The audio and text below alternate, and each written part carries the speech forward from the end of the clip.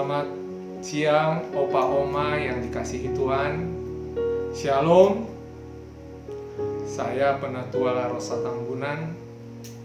Senang pada hari ini kita boleh bertemu kembali dalam acara kebaktian lansia pada siang hari ini. Tema kita pada hari ini adalah hidup terarah pada tujuan. Bacaan diambil dari Filipi 3 ayat 4 sampai dengan 14. Dan nanti yang membawakan firman adalah Pendeta Yudistian Hutauruk.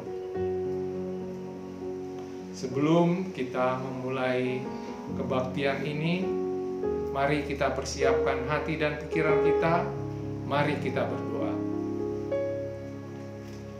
Ya Tuhan Allah yang bertahta di kerajaan surga, puji syukur kami ucapkan kepadamu ya Tuhan untuk segala berkat yang sudah kami terima dalam kehidupan kami dan penyertaan Tuhan hingga saat ini, sehingga kami boleh berkumpul pada siang hari ini untuk mengikuti kebaktian lansia ya Tuhan. Ya Tuhan, kami mengundang Engkau hadir dalam hati dan pikiran kami masing-masing. Biarlah Roh Kudus-Mu menguasai hati dan pikiran kami, supaya kami boleh mengerti apa yang disampaikan oleh Pendeta Yudistian Hutauruk yang akan membawakan firman pada siang hari ini. Biarlah firman yang akan ditaburkan nanti boleh kami mengerti, boleh kami laksanakan dalam kehidupan sehari-hari, supaya kami juga boleh merasakan damai sejahtera Tuhan dalam kehidupan kami. Ya Tuhan, kami juga mau berdoa untuk Pendeta Yudistian Hutauruk. Biarlah Engkau yang menguasai dan mengurapi beliau, supaya apa yang diucapkannya seturut dengan kehendak-Mu. Ya Tuhan, kami juga mau berdoa untuk rekan-rekan kami, Opa Oma, yang mungkin tidak bisa hadir dalam kebaktian pada siang hari ini. Biarlah Tuhan juga yang memberkati mereka. Kami rindu ya Tuhan, pada waktu-waktu yang akan datang, Engkau juga yang akan mempertemukan kami dengan rekan-rekan kami yang tidak bisa hadir pada siang hari ini. Kami mau menyerahkan kebaktian ini dari awal, pertengahan, hingga akhir hanya dalam penguasaan-Mu ya Tuhan. Kami juga mau memohon ampunan-Mu ya Tuhan akan dosa dan pelanggaran kami, biar kami layak di hadapan-Mu. Inilah doa kami ya Tuhan, yang jauh dari sempurna kami alaskan hanya di dalam nama anak-Mu, Tuhan Yesus Kristus, Juru Selamat kami yang hidup. Amin.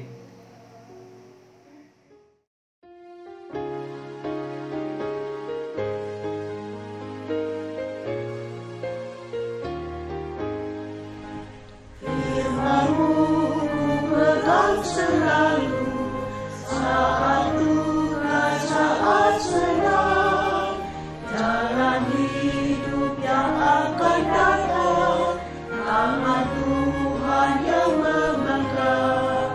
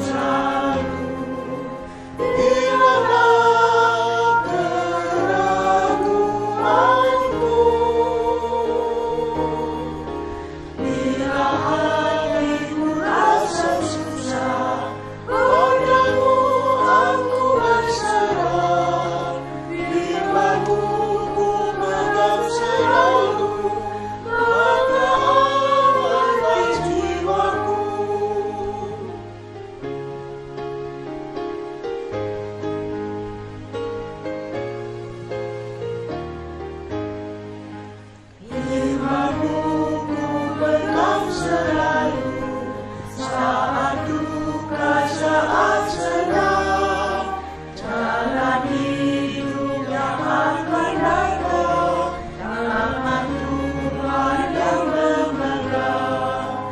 Pencobaan menggigit aku dan menjadi keluhanku, imanku memegang selalu, sayangmu dapat berteduh.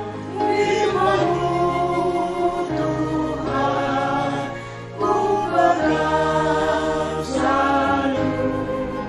Biarlah keraguanku,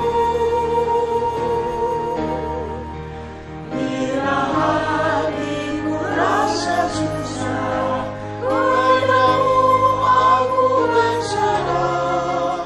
Imanmu ku pegang selalu, maka amanlah jiwaku.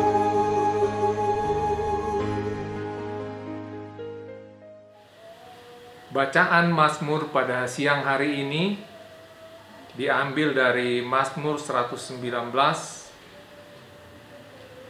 ayat 33 sampai dengan 48. Mazmur 119 ayat 33 sampai dengan 48. Saya akan bacakan untuk kita semua. Perlihatkanlah kepadaku ya Tuhan petunjuk ketetapan-ketetapan-Mu. Aku hendak memegangnya sampai saat terakhir.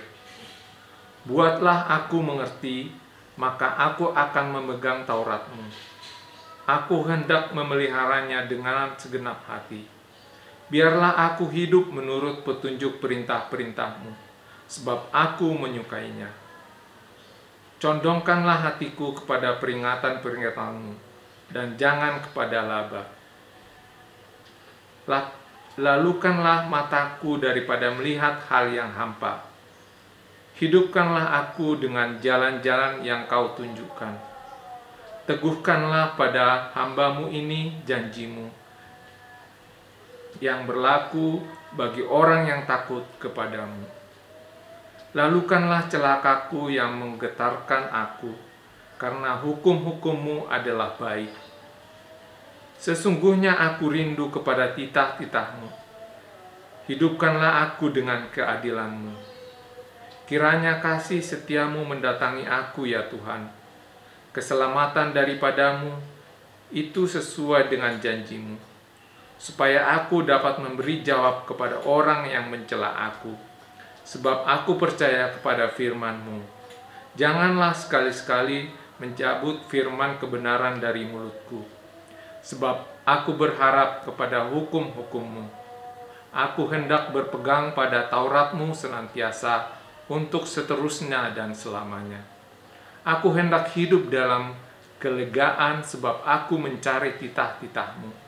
Aku hendak berbicara tentang peringatan-peringatan-Mu di hadapan raja-raja, dan aku tidak akan mendapat malu. Aku hendak bergemar dalam perintah-perintah-Mu yang kucintai itu.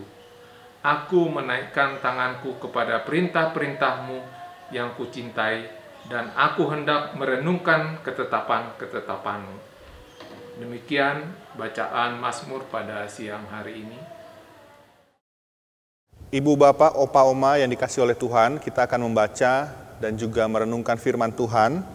Sebelum kita membuka dan membacanya bersama-sama, terlebih dulu marilah kita berdoa. Mari kita berdoa. Ya Allah Tuhan kami yang maha baik, kami mengucap syukur saat ini kami bisa bersekutu bersama-sama.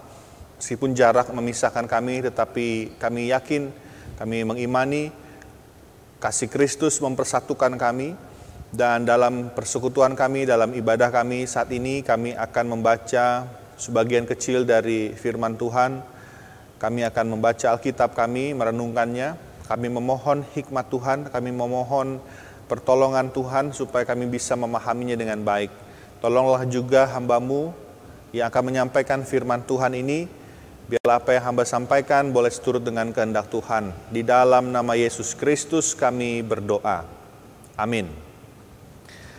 Ibu, Bapak, Oma yang dikasih Tuhan, kita akan membaca Alkitab yang diambil dari Filipi pasal 3 ayat 4 sampai ayat yang ke-14. Saya akan membacakannya untuk kita semua. Filipi pasal 3 ayat 4 sampai ayat 14, demikian bunyinya.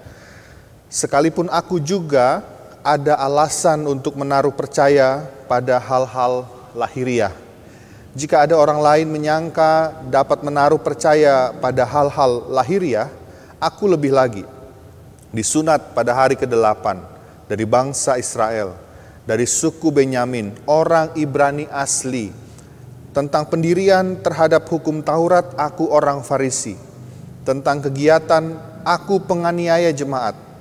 Tentang kebenaran dalam mentaati hukum Taurat, aku tidak bercacat. Tetapi apa yang dahulu merupakan keuntungan bagiku, sekarang kuanggap rugi karena Kristus. Malahan segala sesuatu kuanggap rugi karena pengenalan akan Kristus Yesus Tuhanku lebih mulia daripada semuanya. Oleh karena Dialah aku telah melepaskan semuanya itu dan menganggapnya sampah, supaya aku memperoleh Kristus dan berada dalam Dia bukan dengan kebenaranku sendiri karena mentaati hukum Taurat, melainkan dengan kebenaran karena kepercayaan kepada Kristus, yaitu kebenaran yang Allah anugerahkan berdasarkan kepercayaan. Yang kukehendaki ialah mengenal Dia dan kuasa kebangkitannya dan persekutuan dalam penderitaannya, di mana aku menjadi serupa dengan Dia dalam kematiannya, supaya aku akhirnya beroleh kebangkitan dari antara orang mati. Bukan seolah-olah aku telah memperoleh hal ini atau telah sempurna, melainkan aku mengejarnya, kalau-kalau aku dapat juga menangkapnya, karena aku pun telah ditangkap oleh Kristus Yesus. Saudara-saudara, aku sendiri tidak menganggap bahwa aku telah menangkapnya, tetapi ini yang kulakukan. Aku melupakan apa yang telah di belakangku dan mengarahkan diri kepada apa yang di hadapanku, dan berlari-lari kepada tujuan untuk memperoleh hadiah, yaitu panggilan sorgawi dari Allah dalam Kristus Yesus. Demikianlah pembacaan Alkitab kita. Berbahagialah kita yang mendengar firman Tuhan dan memeliharanya dalam kehidupan kita sehari-hari. Terpujilah nama Tuhan. Selamat pagi, Opa Oma, Ibu Bapak yang dikasih oleh Tuhan. Kita bersyukur hari ini kita bisa bersama-sama merenungkan kembali firman Tuhan yang tadi kita sudah baca dan kita simak bersama-sama dari Filipi pasal 3 ayat 4 sampai ayat yang ke-14. Ibu Bapak, Oma Opa, sewaktu saya melayani di jemaat GKP Sukabumi, saya cukup sering berinteraksi dengan anggota-anggota jemaat yang berusia lanjut, kaum lansia jemaat, karena memang anggota jemaat kami di sana cukup banyak yang berusia lanjut. Dari merekalah saya banyak mendapatkan informasi, dari merekalah saya tahu banyak kisah tentang GKP Sukabumi di masa lalu.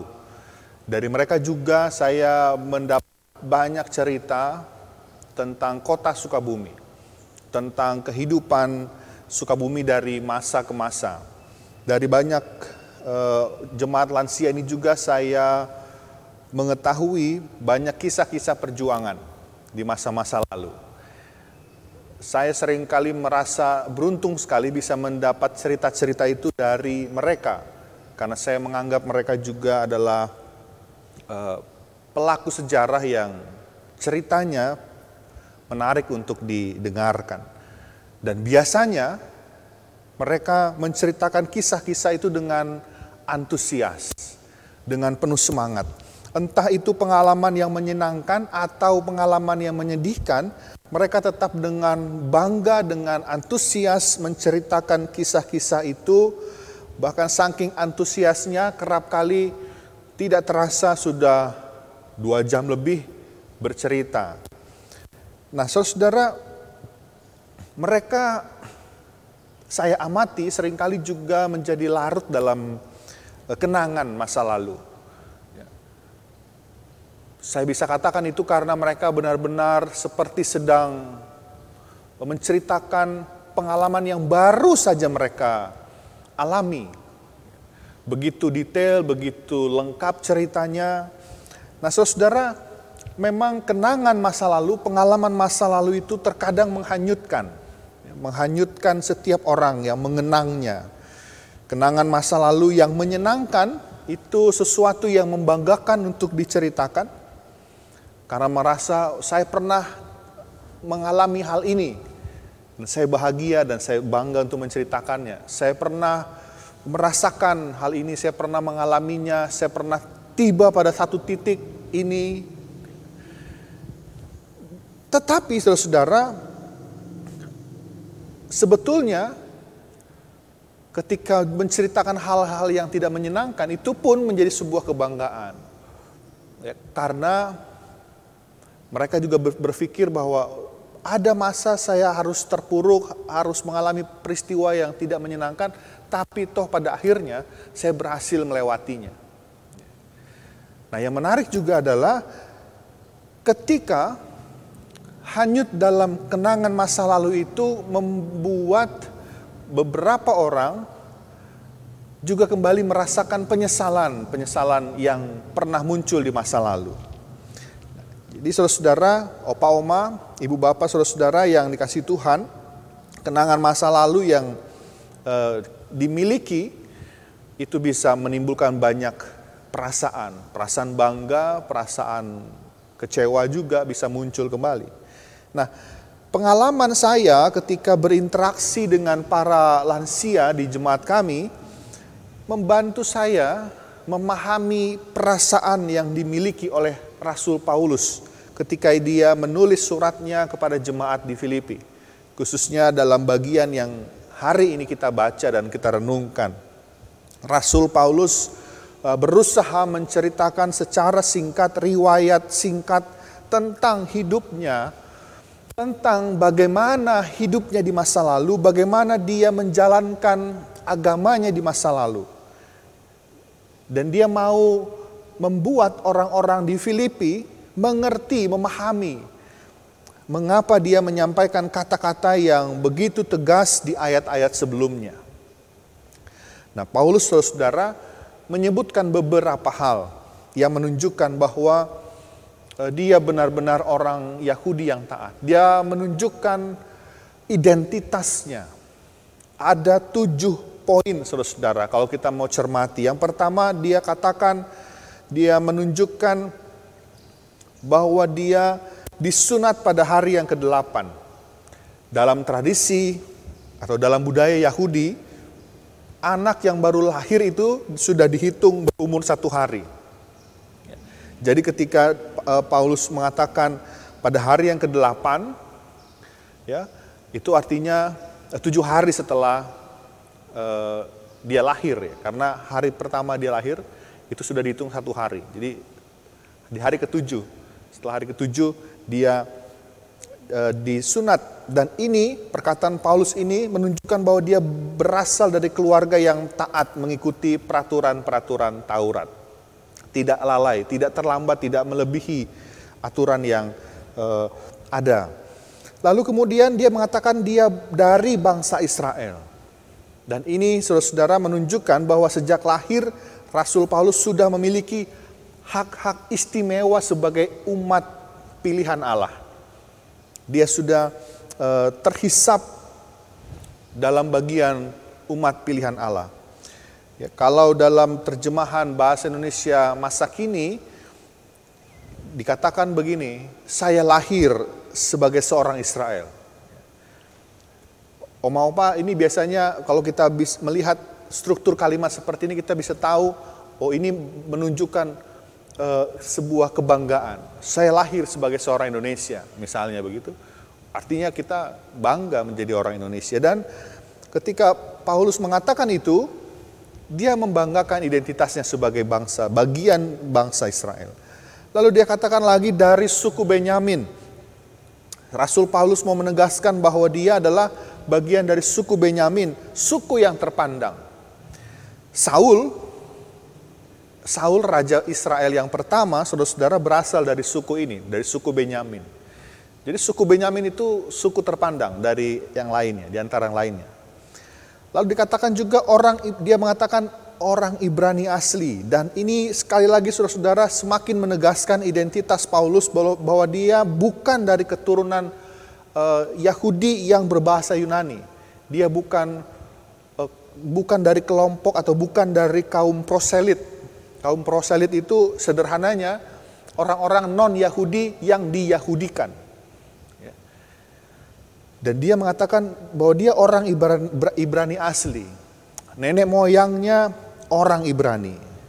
Dia murni orang Ibrani. Lalu kemudian saudara-saudara, nah di sini kita bisa lihat ya, 4 statementnya pertama menunjukkan identitasnya. Siapa dia? Siapa nenek moyangnya? Lalu saudara-saudara berkaitan dengan identitasnya itu dia kemudian mengatakan apa yang dia imani, apa yang dia percaya, apa yang dia lakukan. Bagaimana dia mengimani apa yang dia percayai, melakukan apa yang ia imani. Dia katakan tentang pendirian terhadap hukum Taurat, aku orang Farisi, kata Paulus. Paulus mengatakan secara harafiah bahwa saya ini bagian dari orang Farisi, kelompok yang menganut ajaran yang sangat keras dan teliti dalam menerapkan ajaran-ajaran Yahudi. Lalu kemudian tentang kegiatan, aku penganiaya jemaat. Dia katakan ini saudara-saudara karena dari sudut pandang agama Yahudi pada zaman itu, pada zaman Paulus saudara-saudara, menganiaya atau membuat orang-orang Kristen menderita itu sebuah kebaikan. Jadi ada masa ketika Paulus mengatakan bahwa pada saat dia menjadi penganiaya jemaat, saat dia melakukan itu, dia bangga karena dia dinilai juga menjadi pelaku kebaikan. Itu yang dilakukan oleh Paulus di masa lalu. Lalu tentang kebenaran dalam mentaati hukum Taurat, aku tidak bercacat. Paulus mau menunjukkan tingkat ibadahnya yang paling tinggi. Betapa Paulus itu taat pada hukum Taurat. Dia berani mengklaim dirinya sebagai orang yang menjalankan hukum Taurat tanpa ada cacat celah, tanpa ada kesalahan, tanpa ada kekurangan, tanpa ada yang terlewat. Saudara-saudara, dari ayat 4 sampai ayat ke-6 ini, 7 hal yang diungkapkan Paulus yang menjelaskan tadi. Yang pertama, identitasnya, dari mana dia berasal, siapa dia, siapa keluarganya, dan menjelaskan tentang apa yang dia imani, apa yang dia percaya, dan apa yang dia lakukan dalam rangka iman percayanya itu. Dan itu semua menunjukkan kemana arah hidupnya, kemana tujuan hidupnya sebelum dia percaya pada Kristus. Di ayat ke-7 kemudian kita tahu, kita baca tadi, kemudian Paulus mengatakan tetapi. Kata penghubung tetapi ini menunjukkan bahwa cara pandangnya mengalami perubahan. Cara pandangnya sekarang berbeda dengan cara pandangnya dahulu. Ke-7 poin yang tadi diucapkan Paulus menjadi sesuatu yang dibangga-banggakan. Sempat menjadi sesuatu yang dibangga-banggakan. Oleh karena itulah Paulus mengatakan semua itu dulu adalah sebuah keuntungan. Namun setelah percaya kepada Kristus, semua yang dulu sempat dirasa sebagai sebuah keuntungan, segala sesuatu yang dulu sempat dibangga-banggakan, setelah percaya pada Kristus tidak lagi menjadi sesuatu yang layak untuk dibanggakan. Dia merasa itu semua tidak lagi perlu untuk diagung-agungkan, tidak perlu lagi untuk dibangga-banggakan secara berlebihan. Tidak perlu dianggap lagi sebuah keuntungan. Ya, saudara-saudara, mengapa? Karena menurut Paulus, dia merasakan, dia meyakini bahwa pengenalan akan Yesus Kristus itu lebih mulia dari apapun juga. Saudara-saudara, kita bisa lihat begitu kerasnya Paulus mengatakan hal ini sehingga sampai dia menganggap juga semua itu, masa lalunya itu yang sempat dia banggakan itu adalah sampah. Dan ini, oma opa, ibu bapak, saudara-saudara, ini ungkapan ini menurut saya pernyataan yang sangat ekstrim yang keluar dari mulut seorang Paulus. Sebegitu ekstrimnya pernyataan ini untuk menggambarkan betapa bersyukurnya dia mengenal Kristus. Betapa beruntungnya dia mengenal Kristus. Nah, maka saya kemudian membayangkan ada satu titik di mana Paulus mengalami sebuah perasaan yang berkecamuk. Hidup Paulus menjadi sebuah paradoks. Di satu sisi dia membanggakan masa lalunya, tapi di satu sisi, di saat yang sama, dia juga menyesali itu semua. Nah, kalau sebelumnya tujuan hidup Paulus itu hanya sebatas tunduk pada hukum Taurat, tapi setelah dia merasakan kasih Allah yang begitu luar biasa melalui Yesus Kristus, Paulus mengatakan tujuan hidupnya sekarang adalah mengejar hadiah yang disediakan. Hadiahnya apa? Panggilan sorgawi dari Allah. Dan menurut beberapa penafsir, saudara-saudara, panggilan sorgawi ini merujuk pada kehidupan kekal bersama dengan Allah kelak.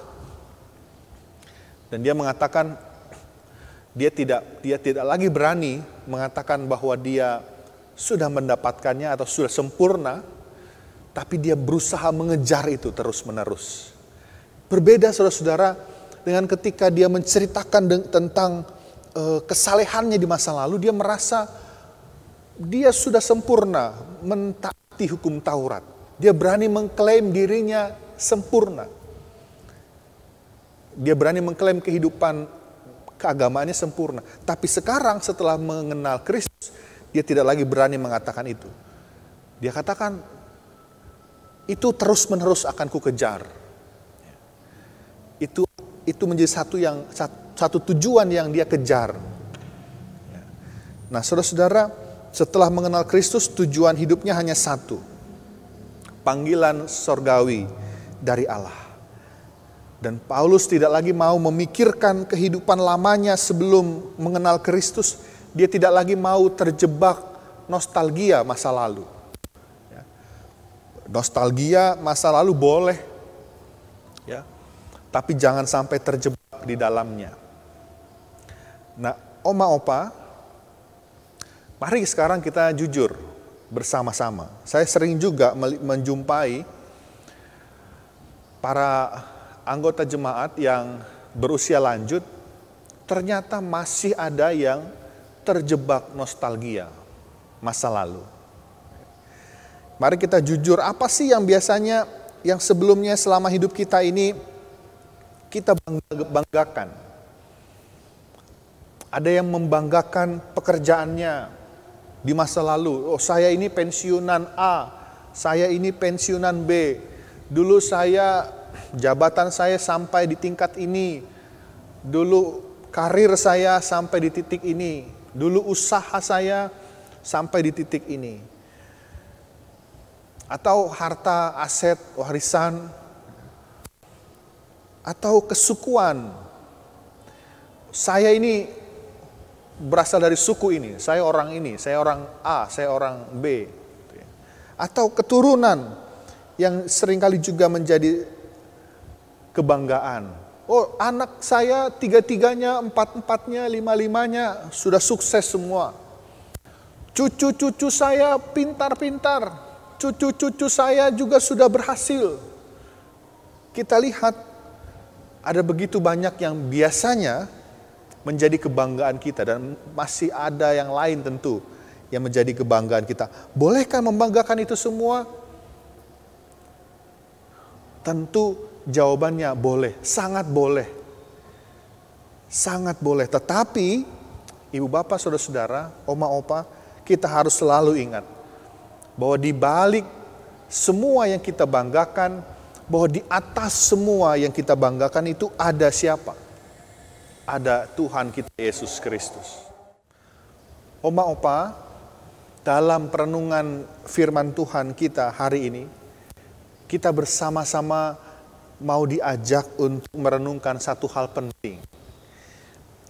Sebagai pribadi-pribadi yang mengenal Yesus Kristus sebagai Tuhan, tujuan hidup kita bukan lagi berpusat pada diri kita sendiri.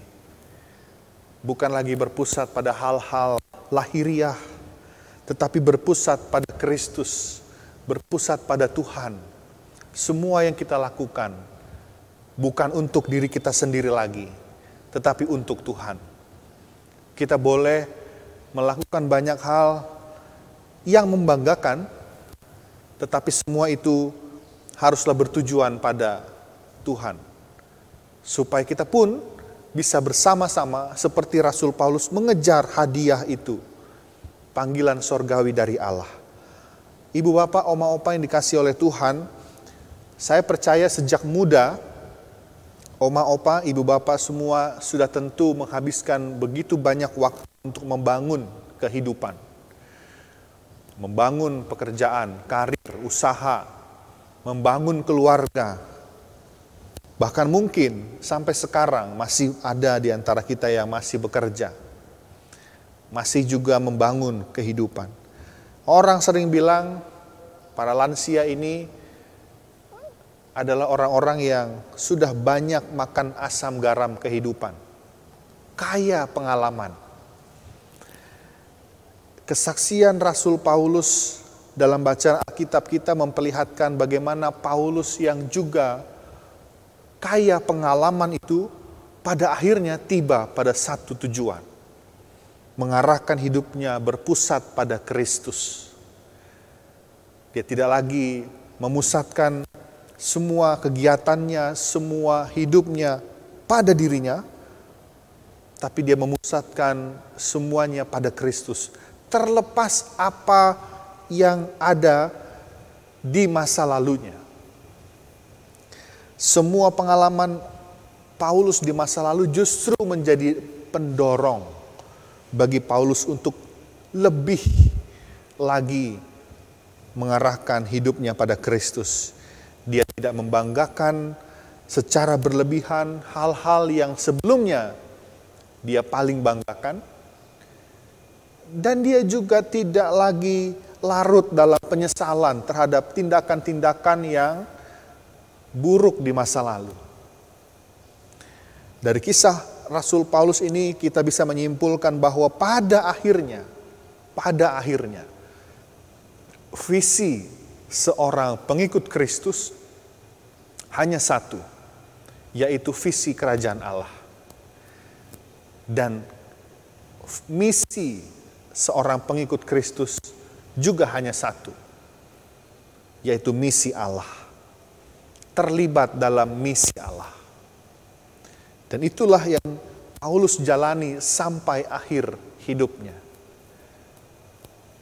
Saya percaya dan berdoa supaya firman Tuhan hari ini yang kita renungkan bersama-sama, perjalanan kisah Rasul Paulus dan yang dia katakan kepada orang-orang di Filipi juga dapat menguatkan ibu bapak semua, oma opa, di dalam menjalani kehidupan sehari-hari supaya terus tetap antusias, tetap bersemangat, tetap penuh pengharapan, penuh sukacita, dan terus mengarahkan hidup pada Kristus, Tuhan kita. Tuhan memberkati kita semua. Amin.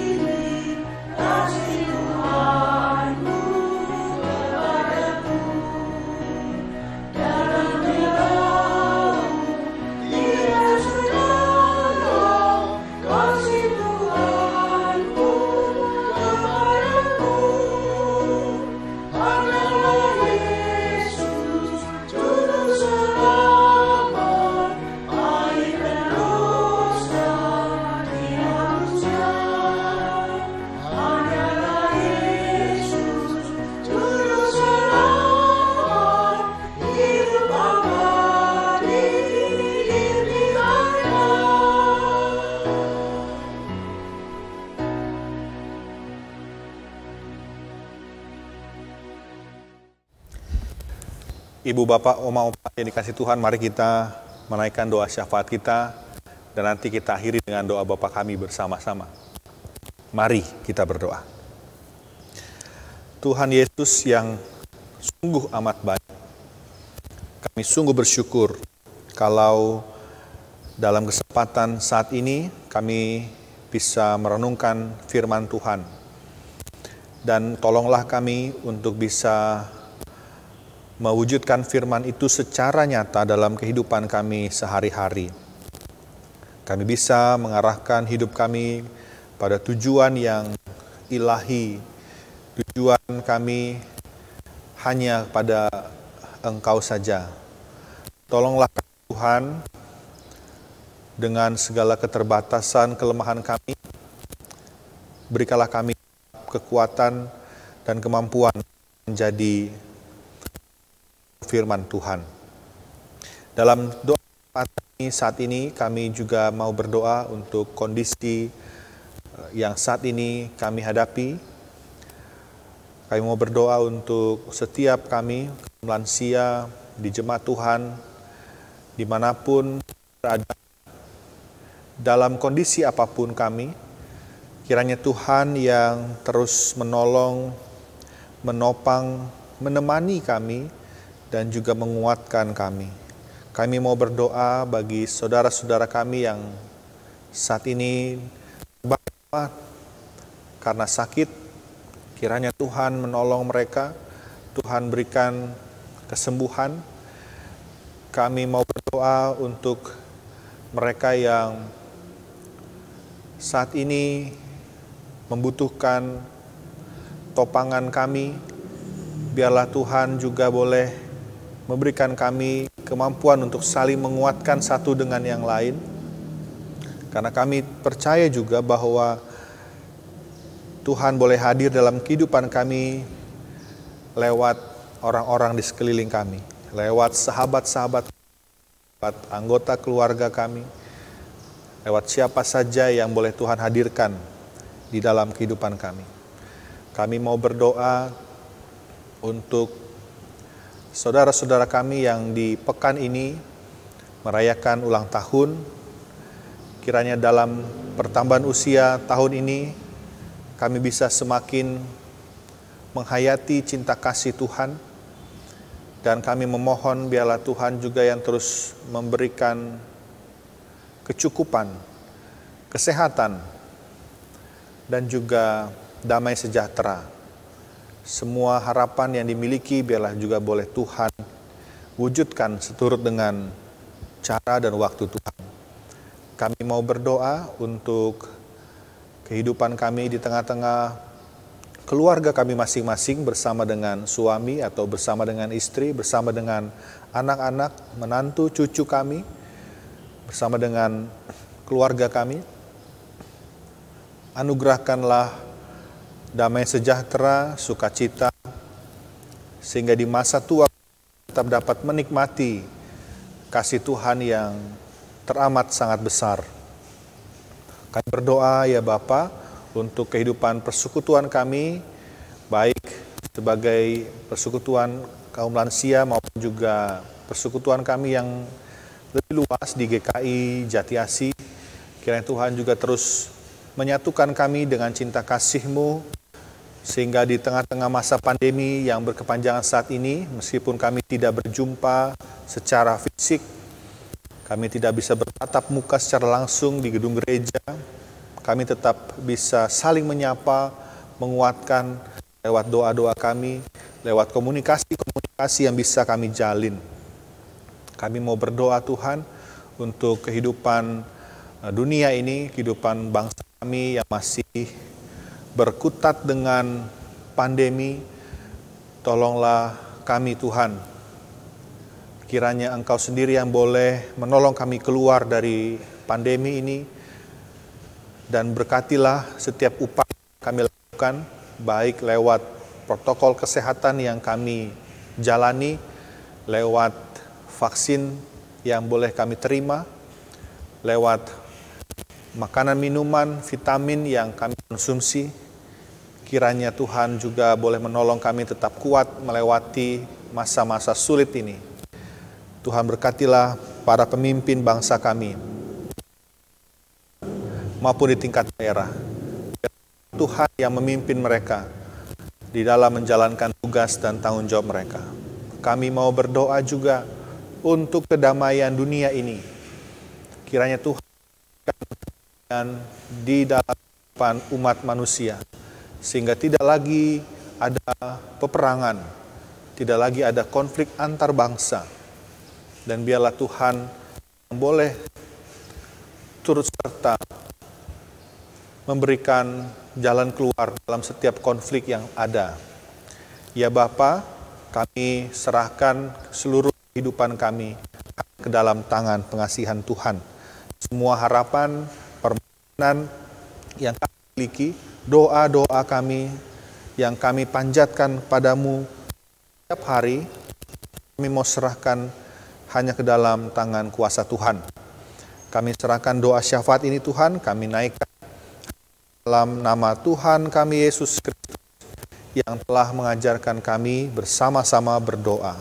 Bapa kami yang di sorga, dikuduskanlah namamu, datanglah kerajaanmu, jadilah kehendak-mu di bumi seperti di sorga. Berikanlah kami pada hari ini makan kami yang secukupnya, dan ampunilah kami akan kesalahan kami, seperti kami juga mengampuni orang yang bersalah kepada kami. Dan janganlah membawa kami ke dalam pencobaan, tetapi lepaskanlah kami dari yang jahat. Karena Engkaulah yang empunya kerajaan dan kuasa dan kemuliaan sampai selama-lamanya. Amin.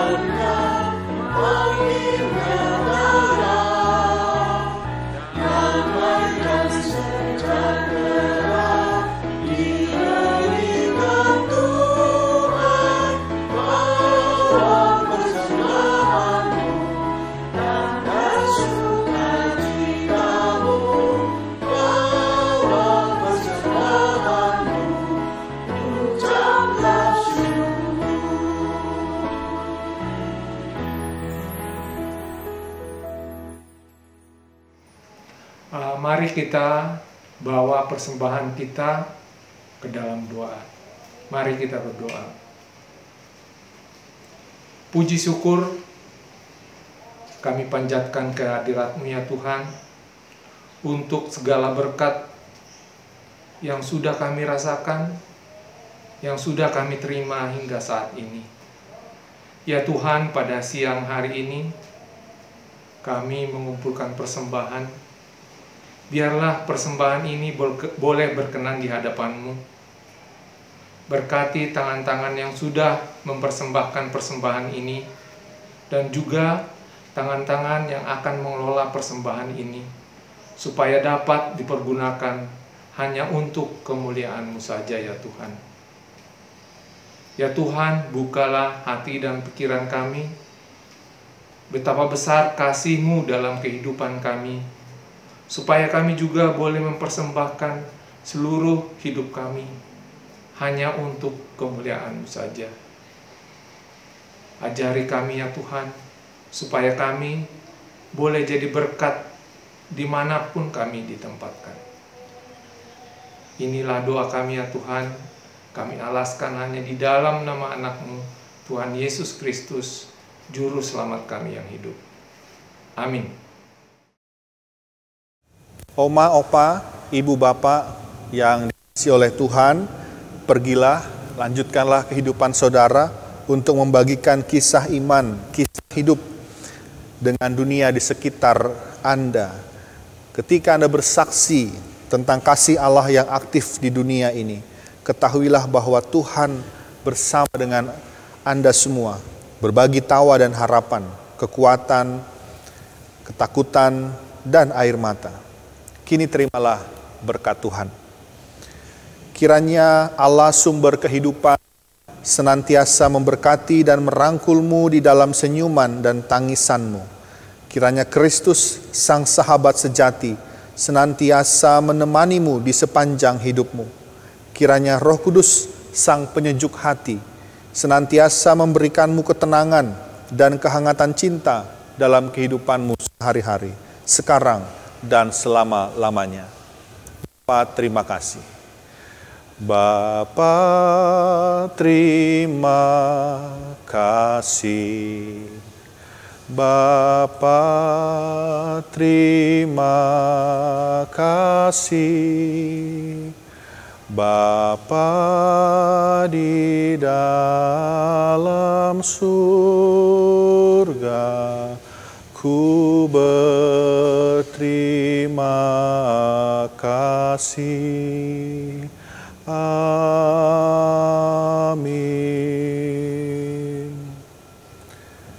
Tuhan memberkati kita.